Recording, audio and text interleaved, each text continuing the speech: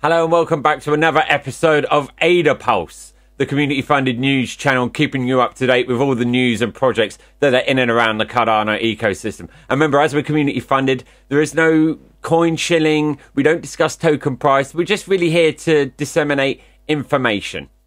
Now today is a big deep dive into DripDropz.io.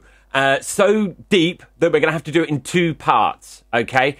So firstly is where we meet the team, we discuss some of their tokenomics, and so a lot of the common questions that they get asked.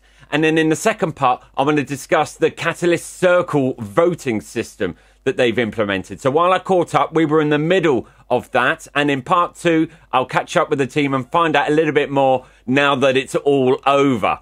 Now, as part of being fully transparent, I do want to point out I am a DripDropz dropperator. That means anyone who's staked with my pool gets a 10% bonus on the DripDropz platform. But I won't let that get in the way of anything that I'm asking here. I just wanted to make that known. So, but before I crack on, do remember to click the like button, hit subscribe, and hit that bell button so you can get notified as soon as we've got content available. And one more thing, stay till the end because it was such a fun interview with these guys, such a fun meeting. There were some funny bloopers, so don't forget to stay till the end. But that's enough of that. I'm Josh from ATM Stake Pool. Let's crack on with this.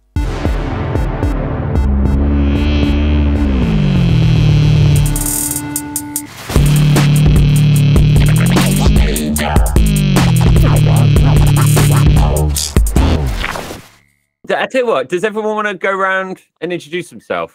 Hey, I'm Kyle Solomon. I'm CEO of DripDropz, and I get to work with all these awesome guys. And, you know, we've a lot of us have been around the Cardano community. Me personally, I came here in 2018. Well, I was around 2017 paying attention, but I didn't really get involved until 2018 and really didn't pick up a shovel until the ITN in 2019.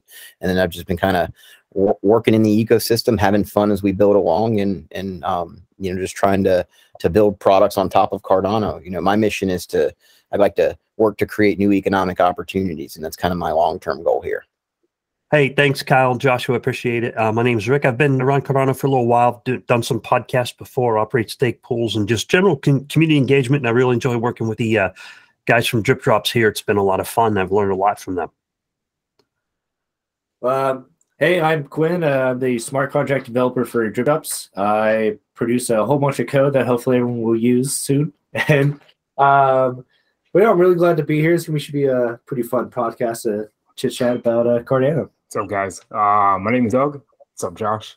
I am a product designer and been working with the guys.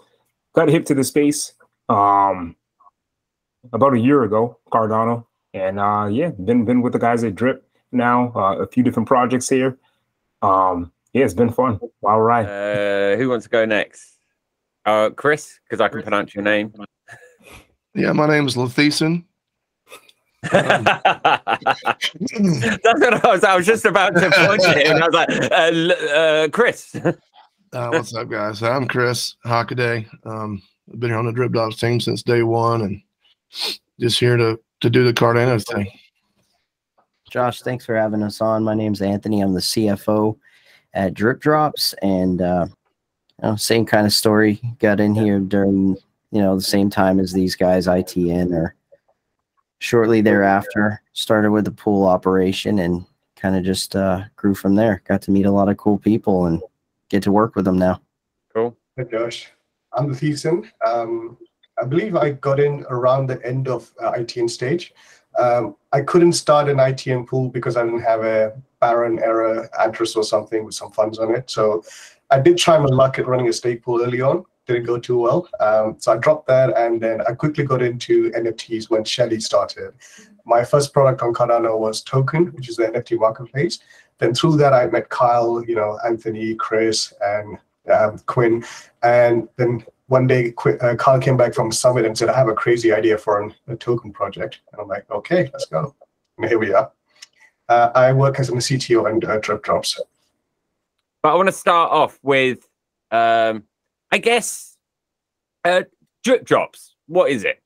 You know, for us, or for me, what DripDropz is it's a tool for the community. It's an important integral piece of infrastructure that we provided the community that in the things we build in the future will enable projects to focus on their core competencies while also providing the educational means for users to have access to information relevant to those projects. DripDropz was started as a, token, delivery mechanism or a solution really. And a part of the problem that we saw early on was a lot of delegates were moving into ISPO and ISO pools to receive tokens. And we knew that, with the MinUTXO built on the protocol, that it would be difficult or expensive for projects to deliver tokens to whomever really. And so we wanted to create DripDropz as that mechanism, as that essentially delivery mechanism, without the need of really having to run a pool either. So if a project came over from another blockchain, they wouldn't need to have pool operation experience in order to acquire a list, or now has grown into a very detailed target list of potential token recipients. And what that means is that we created a delivery mechanism that can pinpoint certain addresses based on attributes like what NFTs they hold, or what pools they're staked to, or blockchain wide if you want. And that was the general idea behind what DripDropz has become today.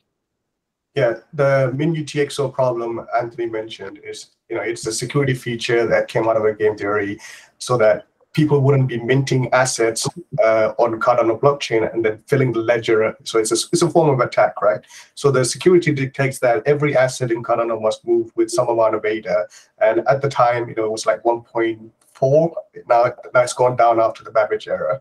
So if a project say, whether they do ISPO or some sort of reward mechanism, let's say that they had 100,000 people to get their token to them, it would literally cost them 100,000 ADA. Now, some project might have that at hand to be able to do that, but what about some smaller projects? It's a cost inhibiting problem. Another problem is that, yes, you could do this yourself and, run your own faucet. So similar to Spacecoin faucet. Yeah, you can show up and send in 2 ADA. They use that ADA as MinUTXO to send it back to you. And a small amount of Lovelace is kept behind to be used as donation. Now, that's available to people who have the know-how. That's not going to be the case for new people coming into the ecosystem who just want to focus on the business, right?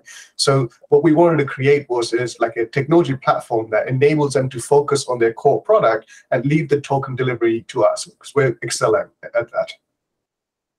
And so some of our next generation products are going to play into that, right? Now, how do we enable these same projects to incentivize users for using their products and for active user incentives and that kind of stuff? And we, it's funny because the team, a lot of members on the team have been around Cardano a long time. And I think even over half the members of the team were actively sharing space coins, like right during the Merry Hard Fork.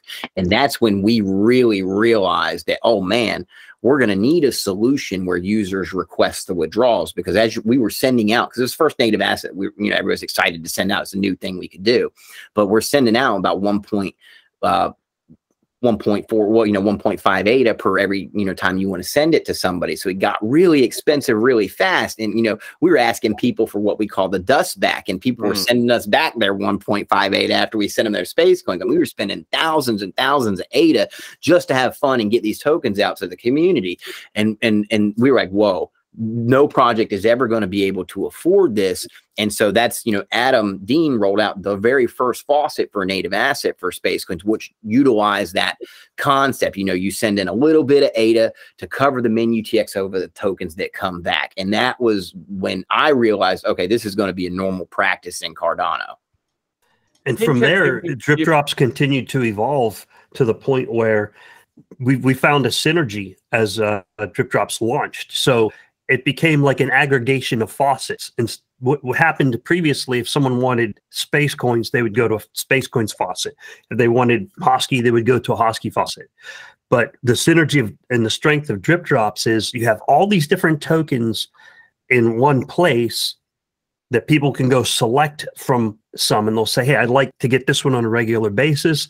And oh, by the way, I see these new ones here. And what that affords is the newer projects who are really good at building a community, but don't need to worry about the technical details of running a faucet or running a node, is it gets visibility to their token.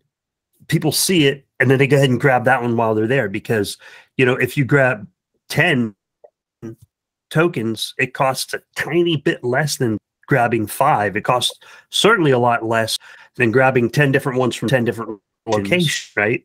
And that's where we have the real cost savings in business model is it's almost like a shopping mall. You go to a shopping mall of tokens available from all these different projects, right? And you can go and browse the shopping mall and find all the different things that you like, find some new things, find some things you're familiar with, and pull them in. And pay a small withdrawal business fee to pull them in. You're not purchasing the tokens. You're just paying a small processing fee to be able to, for us to deliver. We're the delivery guys to package this airdrop and get that over to you. Yeah.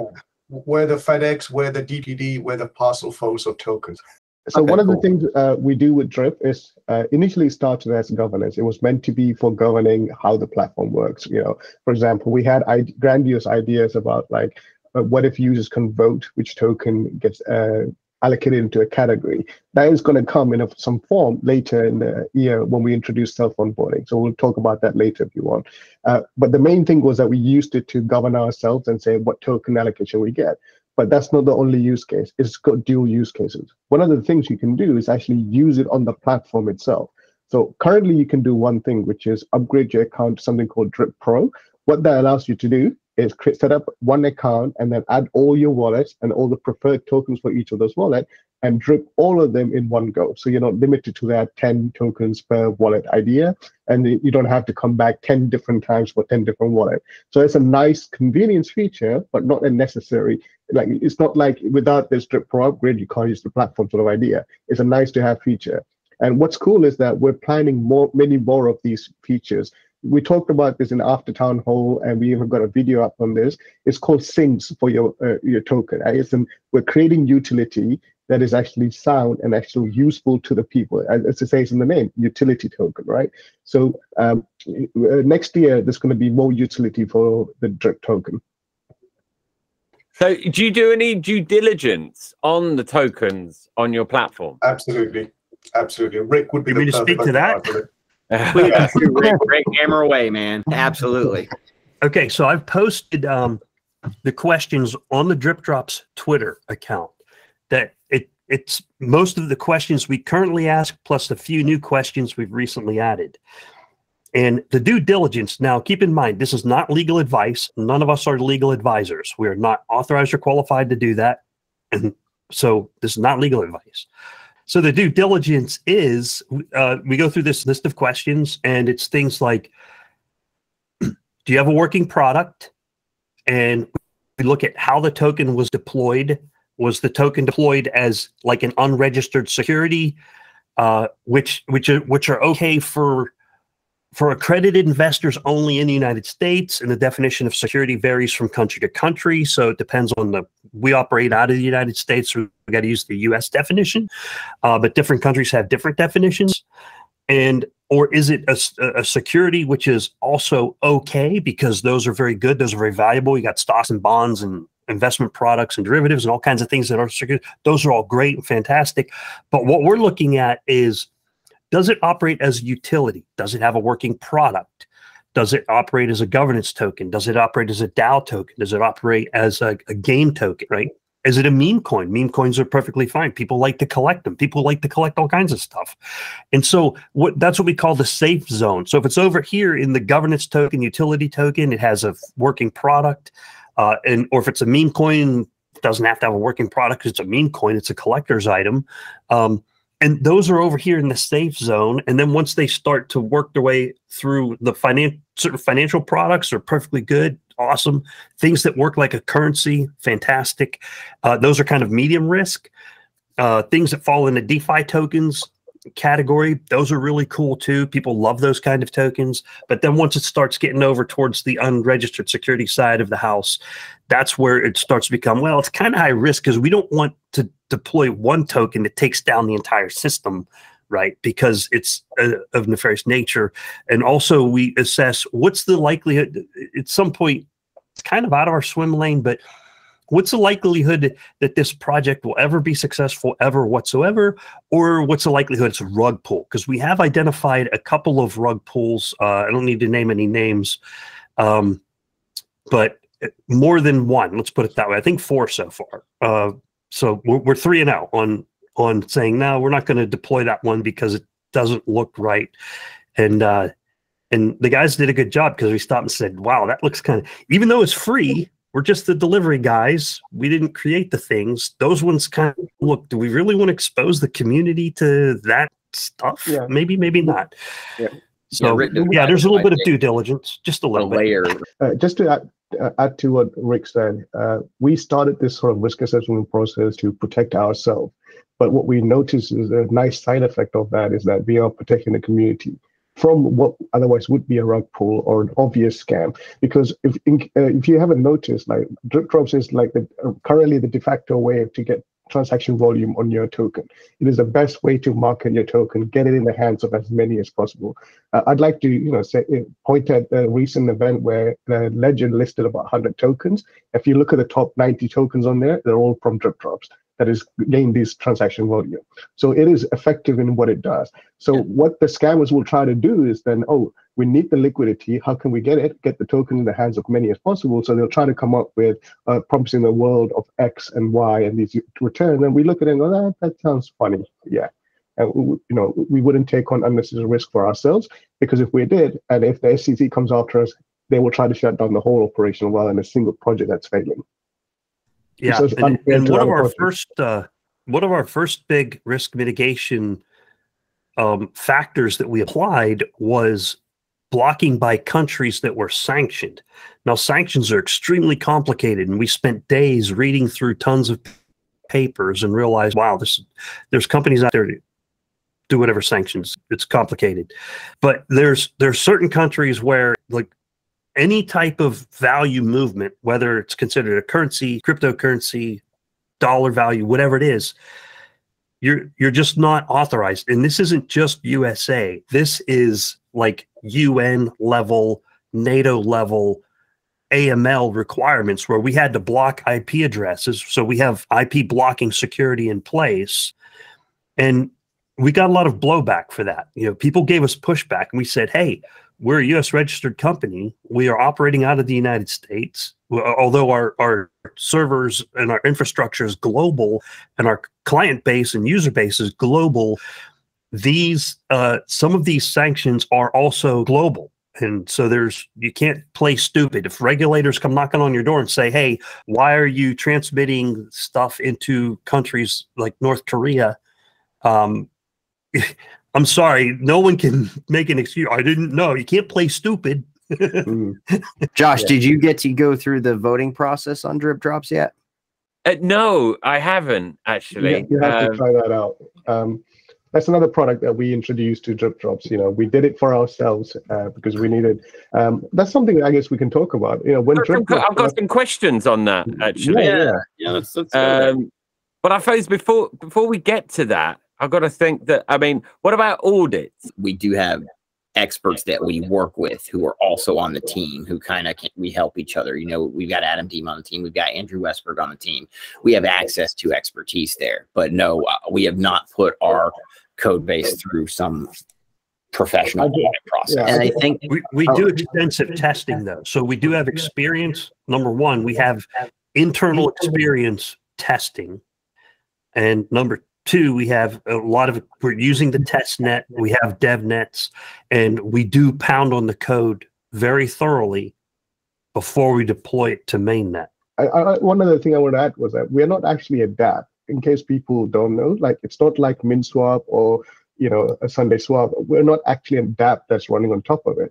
But we built a product that sits on top of and runs on Cardano rather than being a decentralized application. So had it been a decentralized application, sure, we could have pursued auditing and things like that. This is actually an important thing I actually want to highlight a little bit more. Yes, DripDropz.io isn't actually a DAO. It's just using the functionality of Cardano. It doesn't sit on top as like a side chain or a different layer or in a smart contract like that. Like, because Project Discovery is basically what I'm getting at, was a byproduct of DripDropz, where people came on and they're like, what the hell is that? And then they'll, like, Stripper Coin, Slim, when we onboarded Slim, like, Stripper Coin exploded because no one knew what it was, but it was weird enough to pique the curiosity of people to go look. I happen to know there's a lot of Stripper Coin in Rick McCracken's wallet. He's a fan of Stripper Coin. I want to talk about your tokenomics of the DripDropz token. We had one interesting feature of Drip token that was never seen in anywhere else, as far as I can tell anyway. Correct me if I'm wrong, but we were the only token that came out the gate and said 100% of it is for the community. There was no team allocation, marketing allocation, pre-sale, ICO, none of that stuff. 100% community. But then after we ran the product and showed what it can do and what it was worked for, using that token as governance token, we said anybody who holds Drip can use it as a voting power to say, here's the questions we want you to answer. Can you allocate about 10%? Or 7%, or 7.5%, or 5%. You pick. Like, we give you a range. Yeah, or none. Or none. And majority of the people chose to give us 10% of the allocation. That's how we got our allocation. Even that's now, not a team allocation. That is a DripDropz allocation for as a everything. whole. We would need operations, liquidity, and within that, I believe we voted internally for the team allocation to be 3%, not 10%. Very small amount. And we still haven't even begun or even set a path for distributing any of that to the team yet. As far as the tokenomics, to continue along that route, tokenomics are very complicated, and we've spent a lot of time thinking on them. I have draft papers and distributions and all that. And what we figured out, and this is new, this isn't out to the public yet, so new here on the AdaPulse podcast with Josh. Exclusive to AdaPulse. Okay. We've calculated how much demand there is for Drip, how much future demand there could be, which is impossible to calculate, estimate the future growth. And we calculated smart contracts that Quinn is analyzing, working on. He writes the smart contracts for, we're calling them year 1 through 8 smart contracts. And those smart contracts is we're gonna send it this Drip to where it can't be touched by team members or anybody else. It'll be locked into the future. And the buckets, I can't remember the exact sizes. It's in the couple of billions of Drip per bucket locked out over the next 8 years. And then Lathy came up with a great conclusion. We were trying to figure out a tokenomics. Okay, right now, all of the tokenomics out there in the world, most of them suck. The ones that are good, I don't know why they're good. There's some tokens that do well. But if you ask anyone to define what are good tokenomics, no one will be able to define it because there's not enough research to what good tokenomics were. I had one guy send me a paper and say, yeah, this paper tokenomics works great. I looked up the token and it does the same thing as all the other tokens. The price goes up and then it crashes and it's worth nothing. After about 2 or 3 years, the price goes to zero. Tokenomics are crap. So there's a whole bunch of crap tokenomics out there. Nobody knows which ones are good or bad. There are some really good tokens on Cardano that are doing really well right now. You can find them on Tap Tools. They're at the top of the page on Tap Tools. Now, for our tokenomics, Lathy figured out something. We said, so what do? We had 2 options, burning and flooding. And we've spent many, many meetings trying to figure this out and say, do we burn them or do we flood them? Burning, most people know what that is. You burn the tokens. But we wanted to avoid that. We had an advisor come in, talk to us, and said, no, burning is just a freaking marketing gimmick. Don't freaking burn the tokens. So, well, we can flood them. We can flood the network and just spray them all over the network. We have the technology. We have the know-how. We can do that. That was also a bad idea because that will devalue the tokens from the original holders, the earliest, most loyal drippers, right? And so then we finally figured out, and Lathy came up with this brilliant idea called the year 9 contract. And year 9 contract is everything left over, instead of burning or flooding, send it to the future. Just send it to the future, right? And once you send it off to the future, then if the need ever arises that you need that, it'll be there. It'll be there for future generations, future drippers.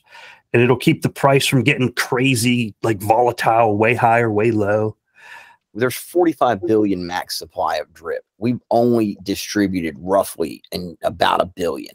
So through the natural process of the platform. So having that much supply out, we need to lock it up, right, and set it for long term.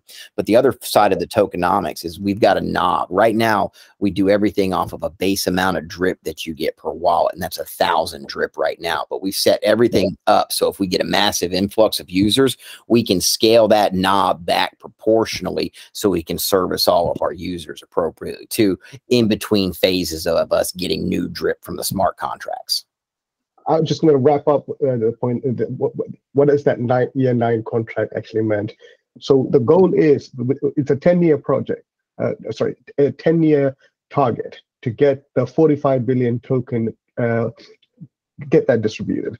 And so it's not going to happen immediately, and it's not going to be so that the notion of pump and dump and none of that concerns goes away. And the unique way we did our team allocation meant that the users know that we started with nothing, and then what we have was given to us by the users, and even what the 3% of that that we're going to get is also going to be locked up, and it's going to be vested into a smart contract that Quinn wrote. So the coin burning, is that completely out of the question? Yeah, we believe we've eliminated the need to ever have to burn. Yeah. After December 31st, the goal is drip cannot be created or destroyed. And if I could add to the tokenomics, we basically looked at about, 40 different white papers and tokenomics pie charts before we just said, fuck it. Let's just give 100% to the community. That's the easiest pie chart ever. And the decision was made in about 5 minutes. Everyone said, cool, let's do that. Yeah, if you look at all the different pie charts out there, it's just random shit. It is. It really is. It's so fucking random. I'm like, dude, no one knows what this is. No one knows what good tokenomics is supposed to look like. How many ways can I say how many tokens I'm going to give myself? It's like that's what. That's the thing. It's very disingenuous because you'll see a slice that says team allocation, but then there'll be another slice that says operation. Then there's another slice that says marketing. Internal investors. Exactly. All of that, you just got to add them all up. It's basically like 60 to 70% is being held by the team. I think we have the best tokenomics, 100% to platform users. Then let the platform users decide if you get any tokens. How many DripDrop whales are there out of those 77,000? And what are they holding? So we look at the data periodically and say, what are we seeing on the distribution of drip? And do we need to reach new users? And are the current users holding the drip, using the drip, dumping the drip? What is it that they're doing with the drip? Okay. And so, we're starting to understand it better. It's very complicated. I forget what wallet number 3,000 was holding, but I know it's 1780. It was at like 70,000 drip was wallet 1780. And we said, okay, so that's 1,780 people who have dripped every single epoch since we launched on average at 1,000 drip per epoch. Now, if they're getting the drop rate or pool bonus of 250, they're getting a 10% proof of hold. If they're holding drip, they get that percent gain as well. They get the 100 drip per epoch loyalty rewards that it's up to 500 drip. If you drip 5 epochs in a row, you get the 500. And we need to parse that data a little more. Kyle, I kind of interrupted you there earlier. Sorry. I think Kyle's on the next point. He's trying to work towards the data. Yeah. Let's just circle back to Josh. I think he was going to ask some questions in the governance space or around the governance of it. Did you have another it was more. Yeah, no, it was more about along the lines you were going. So because with governance, if you've got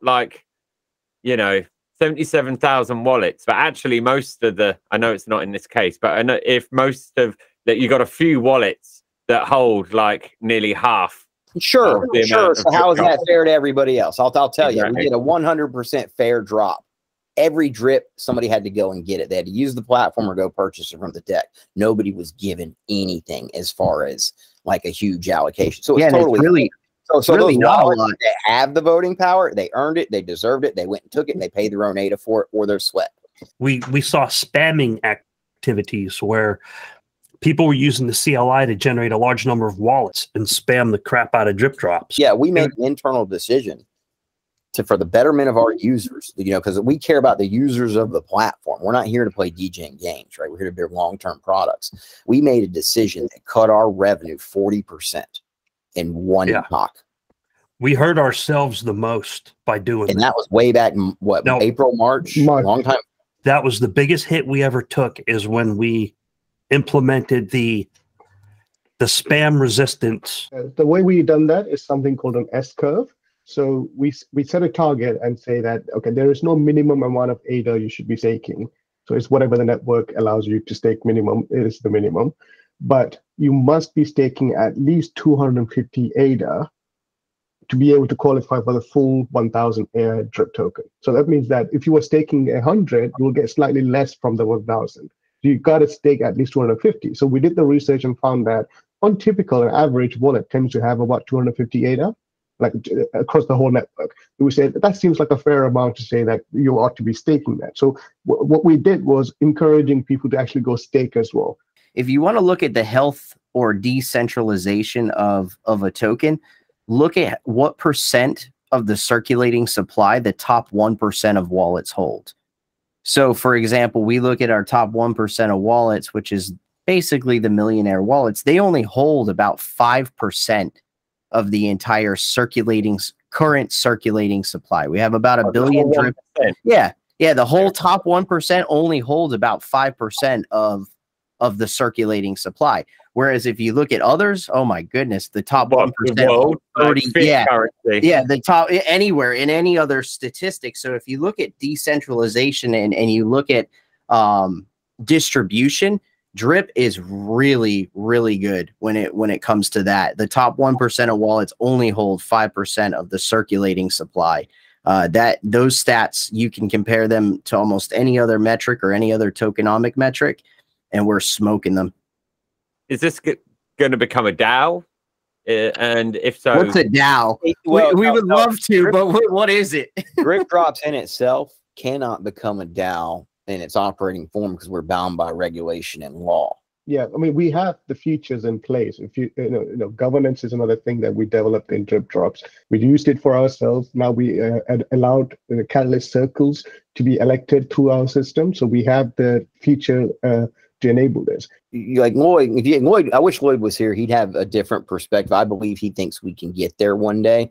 But for me personally, there's too many variables in the regulation landscape for us to really definitively say this is what we're going to do and this is how we're going to get there. If possible, we would love to go the DAO route, simply because it's the bleeding edge of business technology. Just that's what we do anyway. But until it's clear and concise as to exactly what a DAO is, if we can be a DAO, when we can be a DAO, we would go for it. But right now it's just too unclear, and we would waste too much precious time focusing on how to become a DAO rather than just becoming a better platform. Yeah, I mean, it gets to a point, you know, at the beginning at least, it definitely needs leadership.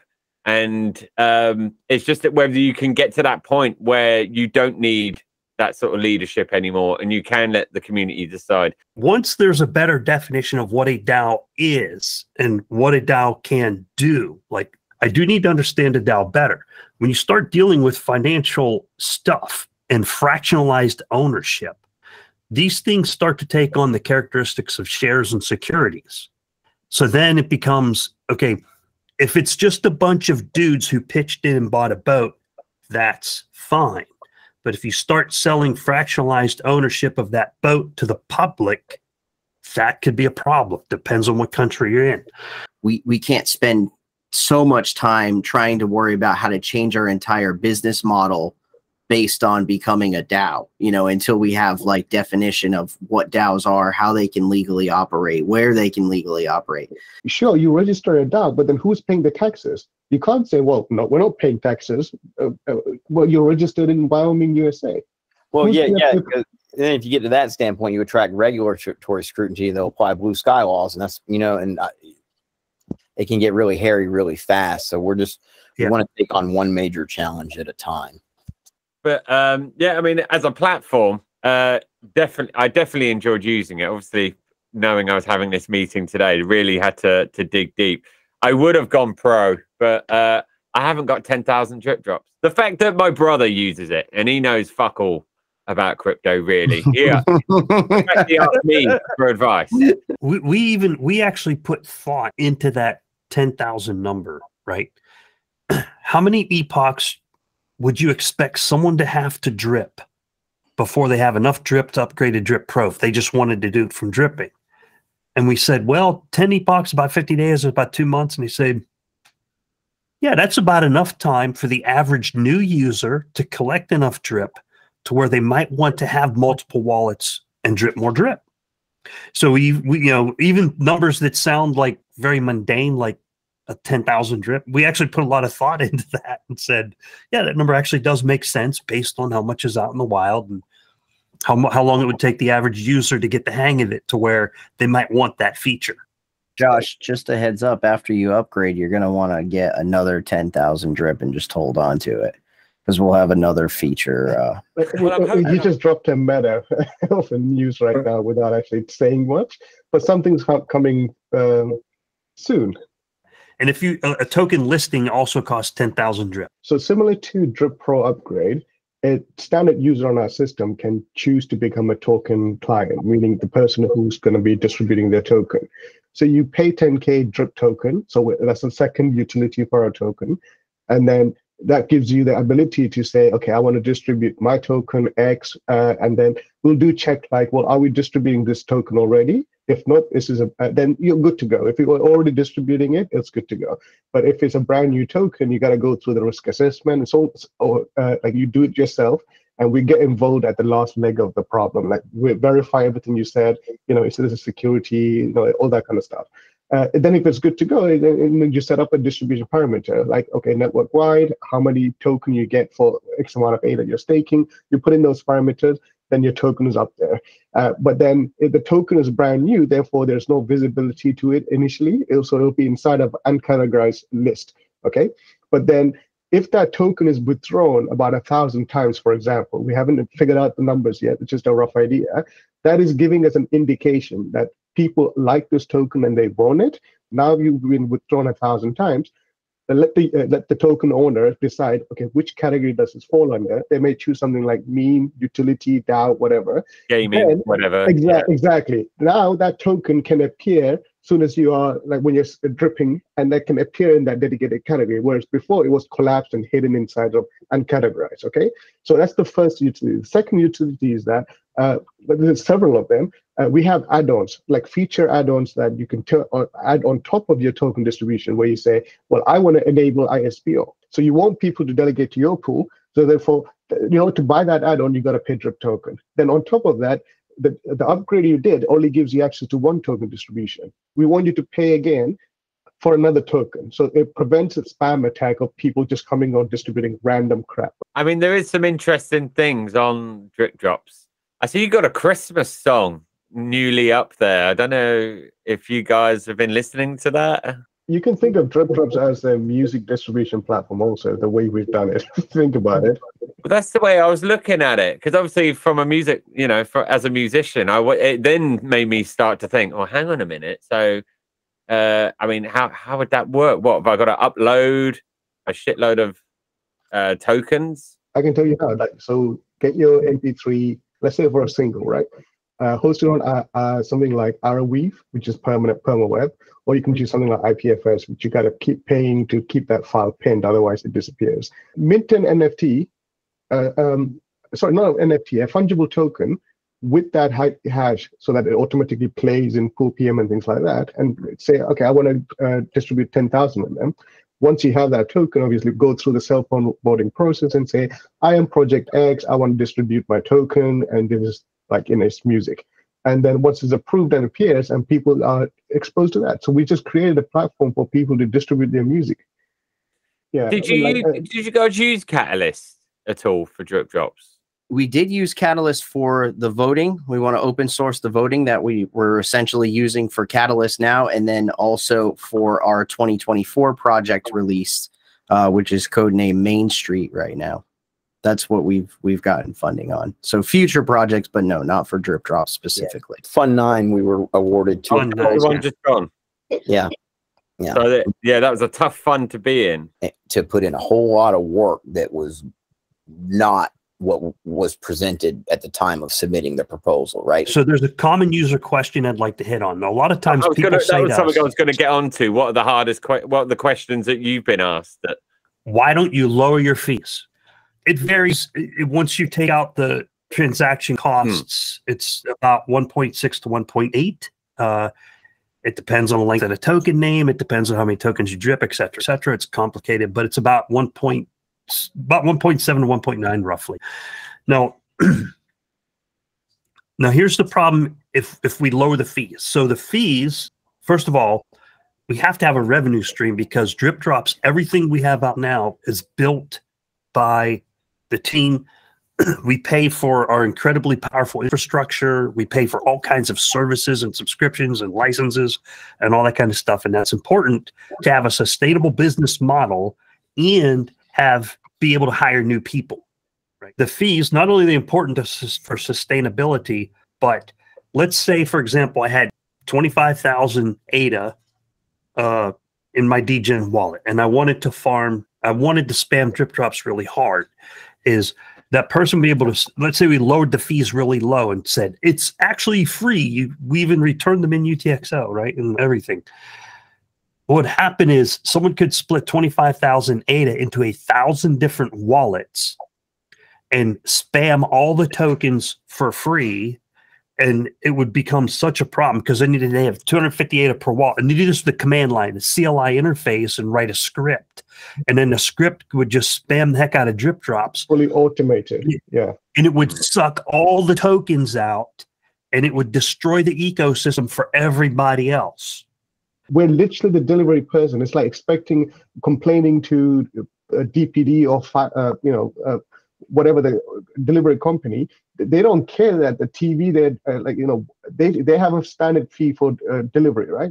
They don't care what's inside the package, if it's worth $1,000 or $1 million or $1. Their job is to get it delivered, and you can't say that. Well, I already paid for my the TV. Why should I also pay you for the delivery? That's the kind of argument that just doesn't make sense to me. This epoch alone, we've distributed over 100,000 ADA worth of tokens. So that's over $30,000 USD. I actually got into the native asset because of Rick and Kyle. They were giving away space coins on the chat. I'm like, here's my address, and he dropped it, and I got 10K space coins. I'm like, yes. Yeah. When space coins first came out, I just at first I didn't get it. But actually, as time went on, the whole idea of the space coins was almost like an educational thing. So, so I learned actually pretty quickly. Yeah, the wallet didn't support decimals, so we got out a no decimal token that everybody could play with, where there wouldn't be much confusion. Right? Eliminate variables, because if you had to send them a 6 decimal token, they would think they got 1 million tokens in their wallet, right? And then all sorts of chaos could have broke loose with that. So, the Cardano community, like, we have a core of integrity, and that's what I really respect about it. When you said, we earn our place here, and that's because we operate from integrity, and then, the respect that each of us have earned, it's because of the things that we put forth through the community. And that's not just to the DripDropz team, that's to anybody in the Cardano community. So that brings part 1 to a close. I mean, just to summarize, you've met the team, you know what DripDropz is. We discussed the tokenomics and some of the other common questions, like regarding their transaction fees. But as promised, it was a fun chat. So there were some funny little bloopers that I just wanted to add at the end. So hope these are amusing for you. I'll tell you about a funny tweet I just saw. Somebody tweeted, "You trust Elon Musk or Dr. Anthony Fauci more?" And somebody responded, "I trust a big, tall glass of water from Flint, Michigan, handed me by Bill Cosby more than I trust Dr. Bill Cosby, man, that's messed up." I mean, you can say, no matter what you believe, it's funny. Okay. I'm up in Milton Keynes. So for all the Americans there, Milton Keynes is one of these places that if you live there, you never leave, because it seems to have everything there. I grew up in a little village in the West Country, so that makes sense. You would trade up a village for a city. Yeah, absolutely. Fuck village life. I'm assuming village life is equivalent to small town living.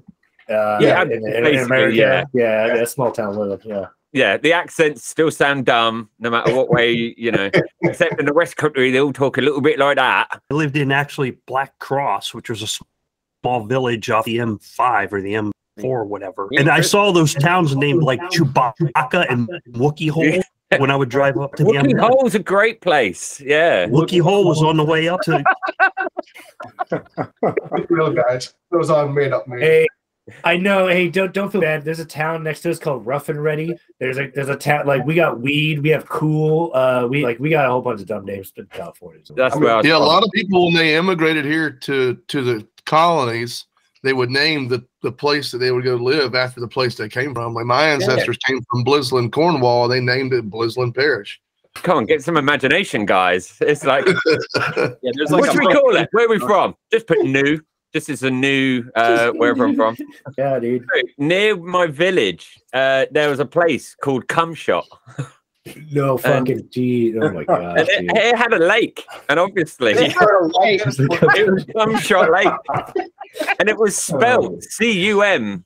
Yeah. We're taking on this vacation. We're going to go for 3 months. Don't worry about it. There's no phones, but you can send postcards to everybody. It's awesome. Once you get her there, she's like sending postcards from Cum Shot. Yeah, I liked that. I liked Space Place. I liked the sort of the rowdiness about it. But you know what? We'll get some UK ones in over the holidays. I promise. We'll do it. Oh, that's awesome. So we have to pick a day where we would be either not drinking or on drugs by noon anyway, and then no, some earlier ones where maybe I'm not on drugs would be great. What the hell, Space Place not on drugs? What do you mean? We've got. I know it seems like the right place for it. I have to say. Yeah, we're taking the whole week off over the Christmas holidays. Maybe we'll do an afternoon Space Place one of those days. Anybody wants to show up, can show up.